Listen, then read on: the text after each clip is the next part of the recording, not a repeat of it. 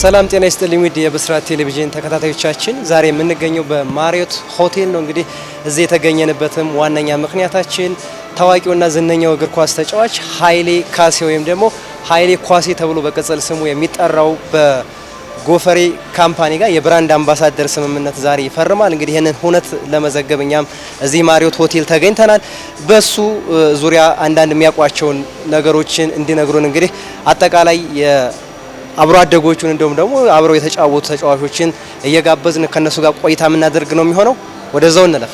ኃይሌ ስናስብ ያው ኳስ ነው የምናስበው። ምክንያቱም እኛ በዛ ነው የተቀረጽነው። ኦልሞስት 24 ሰዓት ሰፈር ውስጥ ስለ ኳስ ብቻ እንድናወራ፣ ስለ ኳስ ብቻ እንድናስብ፣ ሌላ ነገር እንዳናስብ ስላደረገን ኳስ ሲባል ኃይሌን ነው።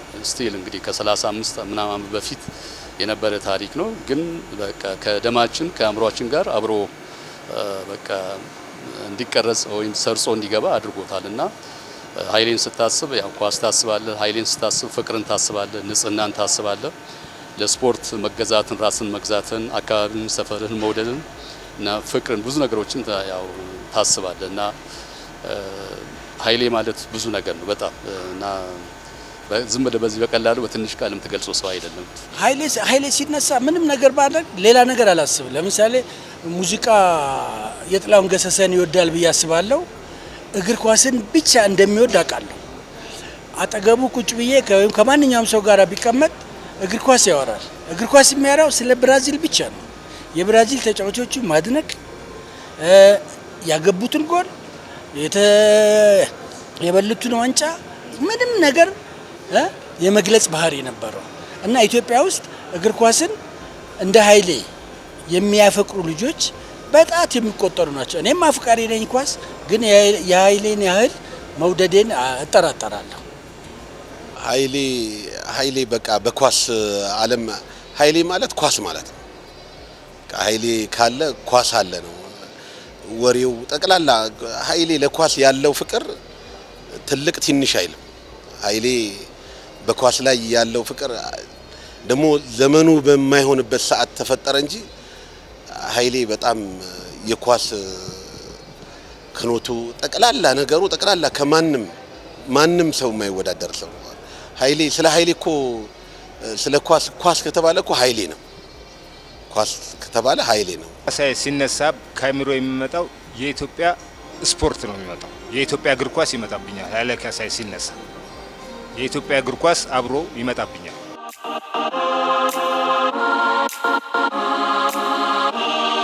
ኃይሌ አንድ ነገር ሁሌ የማዝነው ነገር አለ በኢትዮጵያ እግር ኳስ ላይ። ኃይሌ እንደ አቅሙ እንደነበረው ብቃት እኛ ሰፈር ላይ የምናውቀውን ያህል በአካባቢ በመርካቶ በኳስ ሜዳ የገነነውን ያህል በመላ ኢትዮጵያ መግነን አለመቻሉ እቆጫለሁኝ።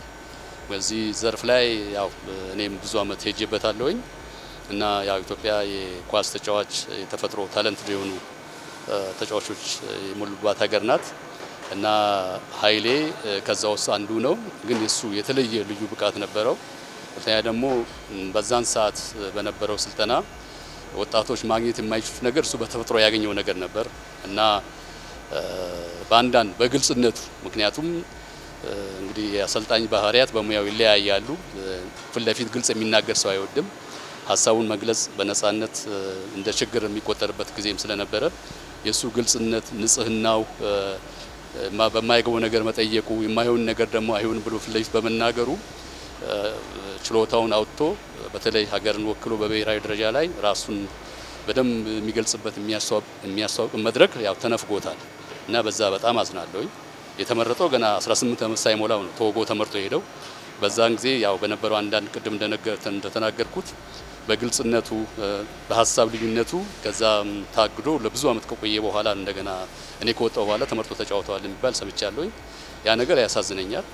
ከዛ በተረፈ ደግሞ እሱ ለኛ ኖሮ እሱ መጨረሻ ላይ ደግሞ አሁን ያለበት ኮንዲሽን ስታይ ለኛ እዳ ነው። ምክንያቱም እሱ በዛ ለአካባቢ ለሰፈሩ ልጅ ኳስ ለሚጫወትም ለማይጫወትም ብዙ ውለታ ያዋለ ለሰው ደራሽ ሟች እና ሰውን ከልቡ የሚወድ እና ለሰዎች ብዙ ውለታ ያዋለ ግን መጨረሻ ላይ እንግዲህ ሰው ሀገር ላይ በስደት ላይ በጣም ተለይቶ በመጣበት ሰዓት ላይ ትንሽ ያው ብቸኝነት ባይተዋርነት የአዲስ ጄኔሬሽን ነው። ብዙ ነገር ቀደም እንዳልኩትም በሰነድ የተቀመጠ ነገር ባለመኖሩ ያው በታሪክ በስም የሚያውቁት ነው እንጂ በደንብ በሰነድ የተደገፈ በፊልም ወይም በቪዲዮ ተቀርጾ የሚታዩ ነገሮች ቢኖሩ ተአምርን ማየት ይቻል ነበር ከኃይሌ ላይና ያ ባለመሆኑ በጣም አዝናለሁኝ።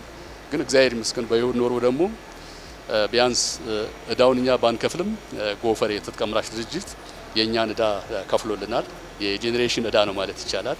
እንደገና ደግሞ ኳስ እንደሚወደው ሁሉ በሱ ስም ደግሞ እንደዚህ አይነት ነገር በጣም የኢትዮጵያን ወጣቶች ኳስ ተጫዋቾች የቤተሰብን ችግር የሚፈታ ነገር በስሙ በመሆኑ ያ ያጽናናናል፣ በጣም ደስ ይለናል።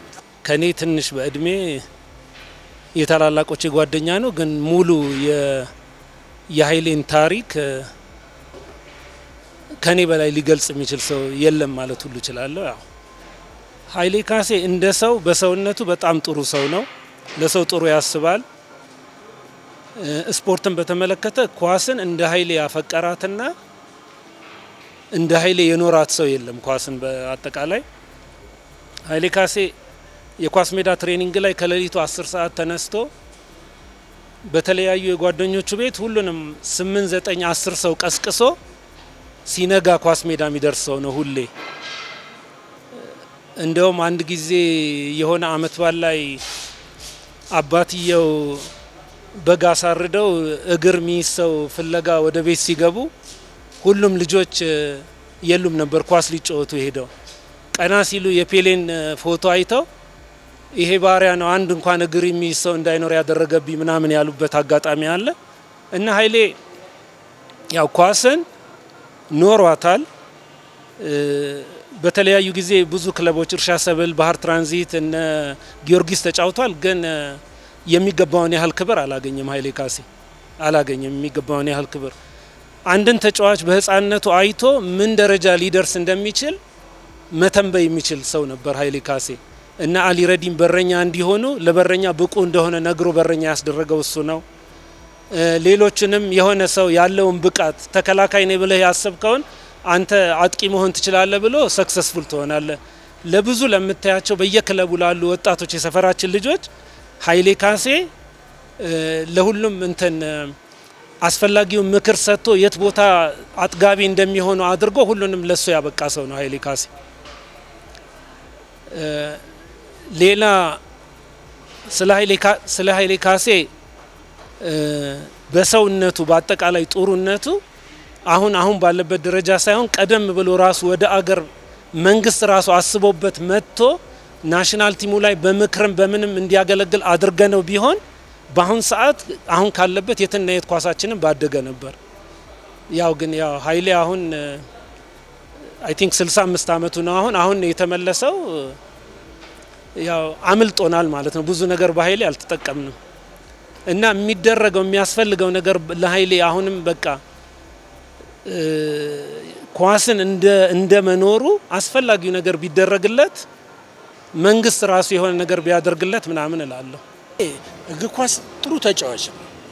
ነገር ግን ኃይሌ ያላገኘው በወቅቱ አሰልጣኞች እሱን ማንበብ አልቻሉ። ኃይሌ ከዚህ በፊት ተናግሬያለሁ። የብራዚሉ ሶክራተስ እና ኃይሌን እኔ አመሳስላቸው ነበር። የብራዚሉ ሶክራተስን ማመሳሰልበት ዋና ምክንያት ሶክራተስ ኳስ ይቀበላል፣ 4 አይን ያለው ይመስላል፣ ለኳስ ተጫዋቾች ያቀብላል። ኃይሌም የዚህ አይነት ባህሪ ያለው። ብዙ ጊዜ ኃይሌ ኳስ እንዲነጥቅ እንዲጋጭ ይፈልጋሉ። ኃይሌ የዚህ አይነት ተጫዋች አይደለም። ኃይሌ ኳስ ይቀበላል፣ ለማንኛውም ልጅ ተለክቶ የመስጠት ባህሪ ነበረው። ትልቅ ችሎታው ለክቶ የመስጠት ባህሪ ነበረው። ከዛ በኋላ ጨዋታ የማንበብና ተጫዋቾች በእንቅስቃሴ ላይ እንዲኖሩ የመግፋት ባህሪ ነበረው። ይሄ መቼም ከብዙ ተጫዋቾች አንዳንድ ተጫዋቾች ናቸው ይሄ እድል ያላቸው እና ይሄ ተሰጥኦ ነበረው በልጁ ላይ ይታይ ነበር።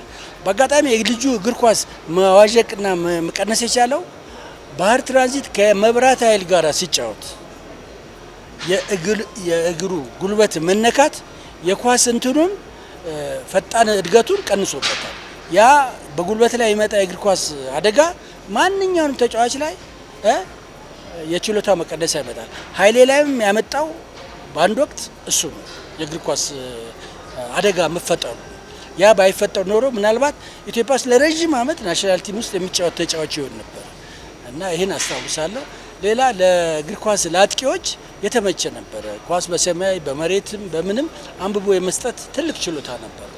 ከዛ ሌላ ግን እጅግ የሚለይበት ከብዙ ሰው ጋራ ጸባዩ ነው። በቃ ጸባዩ ቅቤ ነው። በቃ ከማንም ልጅ ጋራ የመግባባት ምንድን ነው የመዋያት የመቀለድ ድሀ ሀብታም ያለም የመደብ ባህሪ የለውም።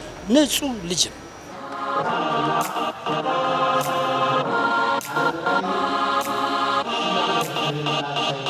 ኃይሌ ካሴን በልጅነቱ ኳስ ሲጫወት አውቀዋለሁ። አድጎም ባህር ትራንዚት ከኔ ጋራ አብረን ኳስ እንጫወት ነበር። ኃይሌ ከኳስ ጨዋታው ውጪ እጅግ የተፈጥሮ ጸጋው ከማንኛውም ህብረተሰብ ጋራ ከማንኛውም ልጆች ጋራ የሚግባባ የሚጫወት እግር ኳስን እንደ ህይወቱ የመጨረሻ ህይወቱ በቃ የራሱ ህይወት እግር ኳስ ብቻ ይበሰረው ነበር። በዚህ ምክንያት እስከ መጨረሻ ድረስ ምንም ነገር ሳይነካካ በኳስ ዓለም ላይ ለመኖር ይችላል። በቃ ምን ልበል ኃይሌ እኮ ቸር የሆነ ሰው ነው። ኃይሌ ኳስ ብቻ አይደለም፣ አስተሳሰቡ ቅን ነው፣ ለማንም ቅን ነው። ኃይሌ በቃ ለሰው በመኖር ነው ህይወቱን ያሳለፈው። እዚህ በሚኖርበት ሰዓት ላይ ኃይሌ ገንዘብ ይዞ እጁ ላይ አይወጣም። ሄደ ወጣ በቃ መንገድ ላይ ያደለው ነው የሚሄደው እና ኃይሌ ከዚህ በፊት ከኃይሌ ጋር ምን ልበልህ በጣም ብዙ አይነት ነገሮች አሉ። ከኃይሌ ጋር ተዘርዝሮ አያልቅም።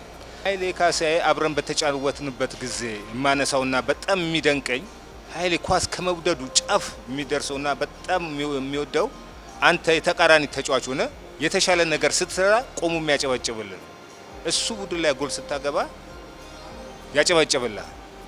ይሄን ያህል ቅን ልቦና ያለው ኳስ አፍቃሪ ነው። ስለ ኃይሌ መነገር ያለበት ነገር ካለ ስለ ኃይሌ ብዙ ነገር ይነገራል። ግን ከምንም ነገር በላይ ኃይሌ ሲፈጠር የዋህ ነው። የመጨረሻ የዋህ ከማንም ሰው ጋር የሚኖር ያለውን ለሰው አካፍሎ የሚኖር ለሰው የሚሞት ልጅ ነው እና ኃይሌ እንዲህ ነው ተብሎ የምትገልጸው እንትን አይደለም። እኔ እንደማወራልህ ሳይሆን ከማወራልህ በላይ ነው ኃይሌ ካሴ ከማወራልህ በላይ። በተለይ ስፖርት ቤተሰብ ይሁን ከስፖርት ቤተሰብ ውጭ ይሁን ማንኛውንም ሰው አክብሮ ወዶ የሚኖር ልጅ ነው። ከህፃንነቱ ጀምሮ በኳስ የተለከፈ እንደገና ለሰዎች ሁሉ ፍቅር ያለው የተለየ አመለካከት ያለው ለስፖርቱ ልነግርህ አልችልም። እንደውም እንደ ድካሙና እንደ ጥረቱ መድረስ የሚገባበት ቦታ ላይ አልደረሰም። ኃይሌ መድረስ የነበረበት በተለያዩ ምክንያቶችና ቅድምም ተክላ እንደገለጸው በጉልበቱ ምክንያትና በተለያየ ምክንያት እንጂ ኃይሌ በእውነት ኢትዮጵያ ውስጥ እንደ ኃይሌ ኳስ የሚያፍቅር ሰው አለ ከተባለ እኔ አንገቴን እሰጣለሁ። ኃይሌን ከልጅነቱ ጀምሮ ስለማውቀው ከልጅነቱ ከሰፈር ተጫዋችነቱ ጀምሮ ስለማውቀው ኃይሌ ለስፖርትና ለእግር ኳስ ያለው ፍቅር የተለየ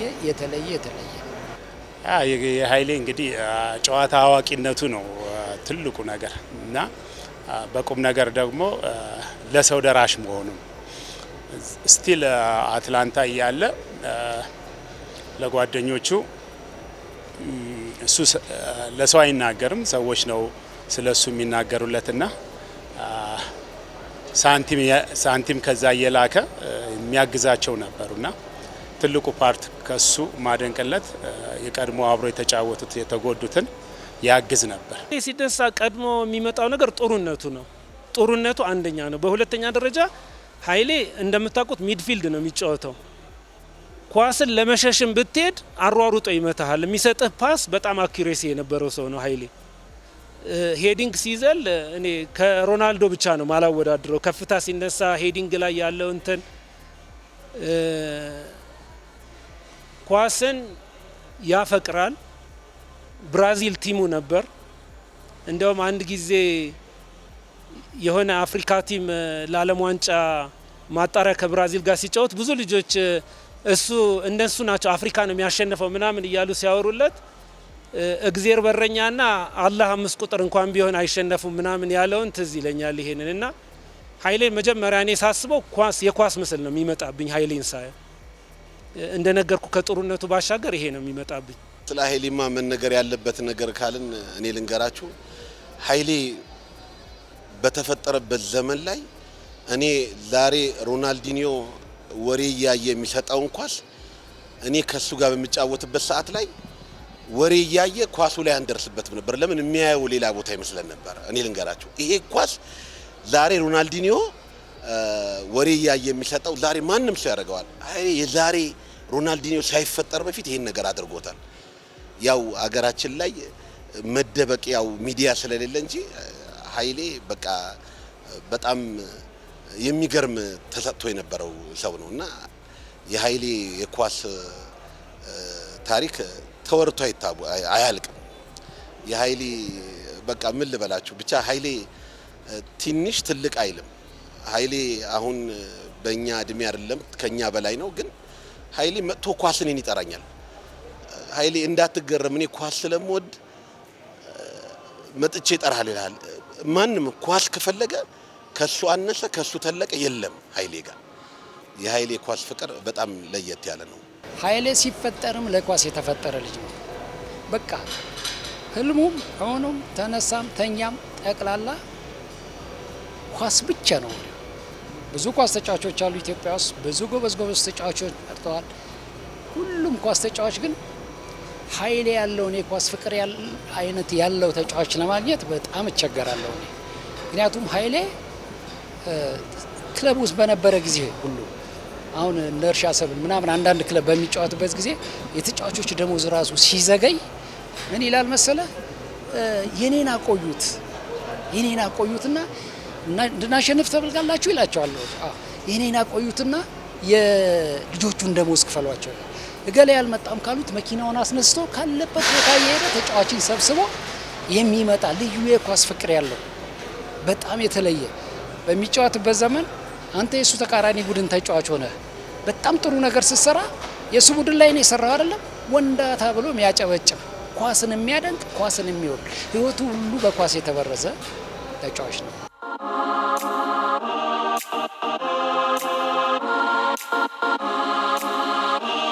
አንድ ወቅት የኃይሌ ካሴ አባት የሆነ ትንሽ ህመም ነገር ያጋጥማቸውና ዶክተር ከአልኮል ነገር አጠቃቀም ምናምን እንደዚህ ነገር እንዲቀንሱ ምናምን ይነግራቸውና በቃ ቤተሰቡ ሲሪየስ ሆኖ ቀንሱ ምናምን ካላቸው በኋላ አንድ ቀን ኃይሌ ከትሬኒንግ ሲመጣ የሆነ ሰፈር ያለች ትንሽ ግሮሰሪ ውስጥ አባትየው ከጓደኞቻቸው ጋር ሆነው ሲዝናኑ እዛ ደርሶ ካሴ እንዴት እንዲህ ታደርጋለህ? ዶክተር ያን ያህል አስጠንቅቆ ለምን አታቆምም ሲላቸው በቃ እሺ አንተም ኳስ አቁምና እኔም አቆማለሁ ያሉት።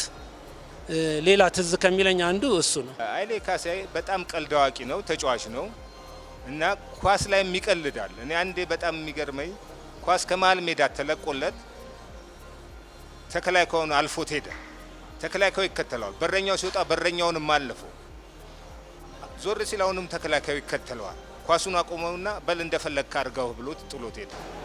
ስለ ኃይሌ መነገር አለበት ምለው እኛ ድሮ ልጆች ሆነን ስዕል እንሰበስባለን ቤታችን እና ያው አንደኛ ብዙ የኳስ ስዕል ያለው የነ ፔሌ የነ ማራዶና የነ ቶስታው ምናምን በጣም ብዙ ስዕል አለ እና እኔም ደግሞ አንዱ ስዕል ከምሰበስበው ነበርኩኝ እና ከማረሳው ማለት ነው። አንድ ጊዜ ከሆነ ዘመድ ጋር ልጅ ሆኜ ዊኬንድ ላይ ማለት ከሱ ጋር ሄድ ነበረ እና እንደ ድንገት ሆኖ እሱ የሆነ ሸቀጥ ጭኖ ቦዲቲ የሚባል ቦታ ሄድን እና የማትጠብቀው ቦታ አዲስ አበባ ላይ ማግኘት የማትችለውን ስዕል ማለት ነው የፔሌ ስዕል የፔፕሲ ማስታወቂያ ቦዲቲ ላይ ሽሽቾ ምናምን አልፈ ማለት ነው እዛ ላይ አግኝቼ ስዕሉን ሳይው አላመንኩም። መጨረሻ ሰውየውን ይሄን ስዕል ስለው አረ ነቅለው ሰድልኝ የሰውዬ ከመጣ ጀምሮ እኔ ገበያ የለኝም ምናምን ይለኛል። መጨረሻ ነቅሎ ይሰጠኛል። ያን ስዕል ይዤ ማለት ነው 2 ቀን ነው የፈጀው አዲስ አበባ ለመድረስ። ያጎቴ ልጅ ነው ይዞኝ የሚሄደው።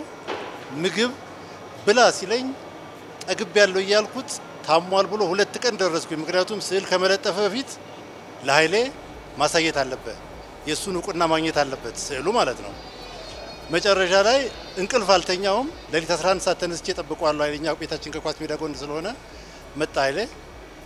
መጨረሻ ስዕሉን እንዲያደንቅልኝ ነው ስሰጠው አንድ አላይ የሚባል ልጅ አለ ወስደ ከሪቨሊኖና ከጀርዚኖ በላይ ከሪቨሊኖና ከጀርዚኖ ጎን ለጥፈው ብሎት ማለት ነው። እኔን ለምንድን ነው የፈለከው አለኝ። ለታለ ምክንያቱም እኔ 2 ቀን ታግዬ የመጣሁትም ማለት ነው ስዕሉ እሱ እንዲያደንቅልኝ ነው። እሱ የሆነ ልጅ ጠራውና ይሄንን ወስደህ የላን ሪቨሊኖና ጀርዚኖ ማከል ለጥፈው በለው አለኝና እኔን ከዛ በኋላ ምን ልርዳ ምን ጉዳይ ያለህ ምናምን ያለኝን ማለት ነው። እና አንተ 2 ቀን ታግለህ ምናምን ማለት ነው። እና እንኳን በዚህ ከተማካ አክባሪሽ ጋዜጠኛ ተምሯል ነኝ ከአሜሪካ ኃይሌ ጥሩ ሴንስ ኦፍ ሂውመር አለው። ከኳሱ ሌላ ኳስ ሜዳ በምትሄድ ጊዜ የሆነ ማአት ሰው ተሰብስቦ ካየ መሀል ላይ ኃይሌ አለ ማለት ነው። መሀል ላይ ኃይሌ አለ። በቃ በሱ ነው የምታውቀው። ከርቀትም ሆነ 20 30 ሰው ከተሰበሰበ መሀል ላይ ኃይሌ መኖሩ ነው የምታውቀውና ለጊዜው እንዲህ ነው ምላቸው። እኔ ጨዋታ ያው ቅድም ከነገርኩ ሌላ አሁን እዚሁ የሚመጣልኝ የለም። ግን በቃ በጣም ብዙ ጨዋታዎች ኃይሌ ከኳሱ በስተቀር ሰው እንዲያውቅለት ኃይሌ የምፈልገው ኃይሌ ኃይለኛ ዋናተኛ ነበር። መወዳደር የሚችል ሁሉ ዋናተኛ ነበር። ቦክሰኛም ነበር። ኳስንና ቀልድ ማወቁ በአራቱ ነገር ነው ኃይሌን ሰው እንዲያውቀው ራሱ የምፈልገው። ከኃይሌ መውሰድ የሚገባቸው ኃይሌ አፍቃሪ ነው። እግር ኳስን ካፈቀርካት ነው እስከ መጨረሻ ብታደርገው። ኃይሌ ትሬኒንጉን ያከብራል፣ ስልጠናን ያከብራል። የአሁኑም ተጫዋቾች ስልጠናቸውን ነው አክብረው ፍቅር ለእግር ኳሱ ከሰጡ አሁንም አይቻለሁ። ናሽናል ቲሙን አይቻለሁ። አንዳንድ ጊዜ ክለቦችንም አይቻቸዋለሁ። ኳስ ችሎታው አለ፣ ጨዋታው አለ። ያ ግን ወደ ተሻለ ወደ ላቀ ደረጃ እንዲያደርሳቸው ግን የራሳቸው ጥረት መጨመር አለባቸው። በዚህ ምክንያት ከኃይሌ ይለያሉ። ኃይሌ ጥረት ይጨምራል፣ እነሱ ግን ጥረት የላቸውም። ጥረታቸውን አይጨምሩም። ጥረት ከጨመርክ እግር ኳስ የምትፈልግበት ግብ ትደርሳለህ። የራስህ ጥረት መኖር አለበት። ካላከልክበት አሰልጣኝ በሚሰጥህ ብቻ መሆን የለበትም። ስለዚህ አሁን ያሉት ተጫዋቾች እድላቸው ነው፣ ጥሩ ነው። ግን ጥረት ቢጨምሩበት የተሻለ ሊመጡ ይችላል። ትውልድ ከኃይሌ የሚማረው የምትወደውን ነገር ያለህን ጊዜ ሁሉን ነገር መስዋዕት አድርገህ አጥጋቢ ደረጃ ላይ ለመድረስ እንድትችል ነው የሚያደርግ። ኃይሌ እንደነገርኩ ኳስን ኖሯል። ከእኔ በቃ በእድሜ ነፍስ ማወቅ ከጀመርኩበት ሰዓት አንስቶ እስከ መጨረሻው ሰዓት ድረስ ኃይሌ ከኳስ ሌላ ኢቭን ክለብ ውስጥ እየተጫወተ ደመወዝ ለሌላ ሰው ነበር የሚሰጠው። ብር እንኳን አይወስድም ነበር። ከኳሱ በላይ ምንም ነገር አያስደስተውም ነበር። ስለዚህ በምትሰራው ነገር ላይ በምንም ነገር ሳትታለል፣ በታዋቂነት ሳትታለል የሆነ ነገር ሰው ያለ እድሜው ብዙ ነገሮች ላይ ይሄዳልና ኃይሌ ከተወለደ እስካሁን ድረስ በምንም አይነት ሱስም ሆነ በመጠጥ በምናምን አይነት ነገር ሰው እንትን ኃይሌን አታነሳው። ኃይሌ እንደሱ አይነት ሰው ነው። ስለዚህ የምትወደውን ነገር አጥጋቢ ደረጃ ላይ ለመድረስ እንደ ኃይሌ ነው መሆን ያለብህ ለማለት ነው። ኃይሌን ካየህ በጣም ብዙ አይነት ትምህርት ነው የምትወስደው። ኃይሌ የእውነት በቃ ለኳስ አሁን ላይ ምን ልበለህ ሮናልዶ ያለው ነገር ልክ ኃይሌ በግል ብቃቱ እንኳን በጣም ከክለብ ላይ ከተሰራ በኋላ በግሉ እንኳን የሚሰራው እንደዚህ አይነት ተፈጥሮ ነበረው። ኳስ ላይ ይሄ አላማዬ ብለህ ኳስ ከያዝክ 1 2 3 አመት 4 አመት ታውቀህ መጥፋት አይደለም። በቃ ማለት ኮንዲሽኑን ጠብቆ እንዳለ ለኳስ ያለው ፍቅሩ ራሱን በመጠበቅም ብዙ አይነት ነገር አለውና ከኃይሌ በጣም ብዙ የሚወሰድ ነገሮች አሉ። አሁን ያለው ትውልድ ብዙ ያነቃቃቸዋል፣ ብዙ ተተኪ እንዲነሱ ያደርጋል በኳስ ሜዳ በኩል በሌሎችም በኩል እና ጥሩ አራያ ነው አሁን እየተካሄደ ያለው ነገር ማለት ነው።